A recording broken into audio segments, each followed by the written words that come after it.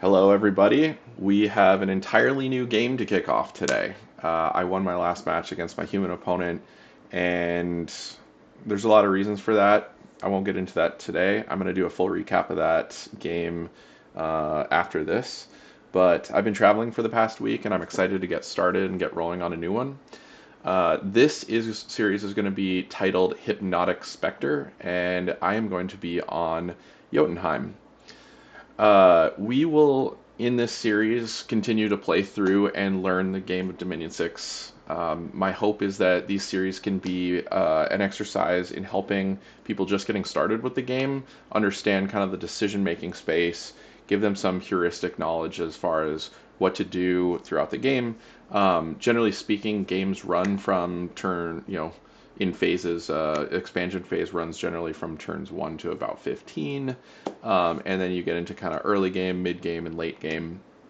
The last game that we played through only went to turn 64, and if I had played it correctly, it should have only gone to turn 60. That was a relatively earlier game than my previous game with my human opponent, which have gone upwards of turn 80. We haven't gone past turn 100, but yeah, that was a relatively early game. So we're starting this game right now. There's not a whole lot to go over on turn 1, but I did want to give some new player tips as far as the starting requirements. So there's a lot to kind of go over for new players. For veteran players, there's not going to be a whole lot on this video. This is going to be the first video in the series. Let's get into it. Let's see. I've got my notes here. And what I wanted to kind of go through was, my faction, which I've already explained. I'm playing Jotunheim, but specifically what I wanted to say was I'm not very experienced with Jotunheim. I played a little bit in single player. They seem incredibly strong in the expansion. Their units are incredible. They have some of the best units in the game. That being said, they prefer cold provinces, so I think once you start going up against heat skills factions, they might struggle a bit. So I don't really know the matchups that well. That being said, I played through a couple times in single player. I want to test out my own Pretender chassis. I've done a little bit there. So let's get into Jotunheim. We spawned here. For the map generation, we did just a random map generation. We did the 3 lakes with small cave networks underground. I think there are 6 total players, including 2 difficult AIs per player. So 2 human opponents, 4 difficult AI players, 15 provinces per player. Should be a relatively standard map size. Unfortunately, connected to our cap circle province, we spawned 2 lakes. So that was kind of the first thing that I noticed on spawn. On a positive note, we have 2 farmlands to take. So, there will be a pretty decent income from these provinces, but we will need to figure out a plan for taking these provinces, and we'll get into that in a second. So, yeah, we kind of went through game settings and the map. Let me show you my Pretender. Well, I won't be able to show you my Pretender because I took a dormant Pretender. But here's the Bless that I went with. And I was experimenting with this in single player, and I found it to be incredibly strong just because the Sacreds for Jotunheim have such powerful, there are so many hit points, and they have such strong protection naturally. So morale +1, that's just inherent. But regeneration 10, blood bond. So this is what I've been experimenting with, and I found this to be incredibly good. I think I lost a total of like 2 sacred units in an entire single player playthrough once I had upwards of 10 or 15 sacreds per army. And what ends up happening is if the contact is made and you have a strong front line, these sacreds just can't die because they're regenerating 4 hit points every round. And they're spreading around the damage with Blood Bond. What Blood Bond does is it spreads around the damage within a range of 5 tiles to any other sacreds that are also blessed. And then last but not least, I took a recuperation buff. This is the only thing that's net new to me. I think I previously tried it out with, oh gosh, the invulnerability bless on death skills or death magic, but I like recuperation. I want to keep my sacreds healthy. So So yeah, that's my bless. Our other human opponent is on Machaka. He has played Machaka a couple times, and it has been relatively problematic for me to deal with. Machaka I think has some of the best sacred units in the game, and these black hunters, and these hunter spiders.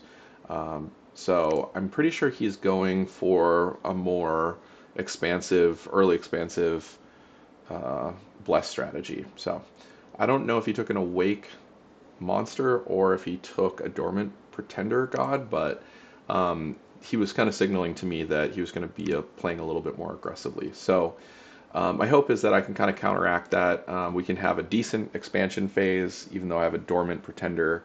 I think most people that play Jotunheim take an awake monster expander and they just go for, immediate expansion. So I could have done that. I tested that in single player, but I just wanted to try something a little bit different, a little bit more custom. So I think we've gone through the overview. All right, so for new players, what do you do on turn one? Okay, this is the question that always comes up, and this is my answer to every single person that I've taught to play Dominions 1. Okay, very first thing you need to do is recruit. Recruit, you need to research, and you need to more than likely you need to assign a prophet. I think most nations want to assign a prophet on turn one. Maybe I'm wrong on that, but I am choosing not to assign a prophet for Jotunheim. What I want to try is, and the reason for that is the fact that these guys only have 75 leadership, um, and they're not capable of issuing line formations. And I want my prophet to be capable of setting line formations. So I'm going to wait a turn. I thought about issuing this guy as a prophet, but it just seems really expensive on turn one. So we're going to recruit a Jotun Jarl, and we're going to make him our prophet next turn. So let's see. Yeah, so profits. Another thing that you can do for early expansion, if you are a nation that struggles with expansion, is you can recruit mercenaries. Um, I did bid for these raiders, the Silver Steps. These are just mounted cavalry units. At 270, if we get that money back, great. We can still make use of it. Right now on this turn, we're constrained by resources. So we really need additional resources to be recruiting these spearmen. Um, I could potentially be recruiting something else with the recruitment points, but I think this is fine. I don't love recruiting these Bondies and Javelinists. I find these guys to die pretty readily. These spearmen are super cracked. They have natural protection of 19, and then they have a chainmail hauberk. So they cost a lot in terms of resources, but the spear at length 4 is just really good at deflecting attacks. These guys are really hard to kill, and I find that they survive exceedingly well, and what often ends up happening is if I recruit, at least in my single player testing, if I recruit these guys, they would slowly just get chipped away, and my expansion party would just be dead in the water after a couple provinces. So my hope is that I can just use these spearmen to take early provinces. And you can see my starting party only has 6 spearmen and 6 javelinists. So um, yeah, we're gonna do it. We're gonna try for a blind expansion. This is probably, I would give this less than a 50% chance of succeeding. But I want to be greedy and try it out because why not? Um, I had such a good game last game that I think it's fine if we don't necessarily play super optimally this game. So I just want to say, probably not the best idea to try to blind expand into a farm. Farms tend to be very well defended by neutral parties. So, all right, we went over mercenaries. So yeah, that's kind of the last decision that most people make is whether or not they have. If you have an awake pretender god, you can blind expand, but it is a risky thing to do because there are some really hard counters that you can run up against. I think what I would really not want to run up against in the farmland would be something like barbarians. I think barbarians would be a tough matchup. I'm trying to think what would be a tough matchup for the spearmen.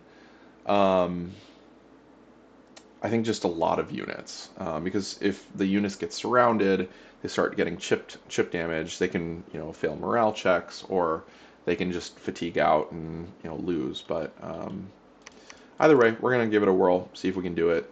It's in our domain, and so my hope is that that gives us a little bit of an edge, and we can just take it. Um, cool. I think that's it for checklists. Oh my gosh. We talked about all the observations. Oh, so as far as ideas for dealing with the water provinces, my pretender will come online on turn 12. I took a dormant pretender. Once my incarnate bless is online, my plan is to immediately take these water provinces. We have the ability to craft. We're playing with Dominions Enhanced, which gives you a lot more flexibility for going underwater as land nations. So we're going to explore some of those options in a later turn. As far as open questions and variables for me, as I said, I am not super experienced with Jotunheim.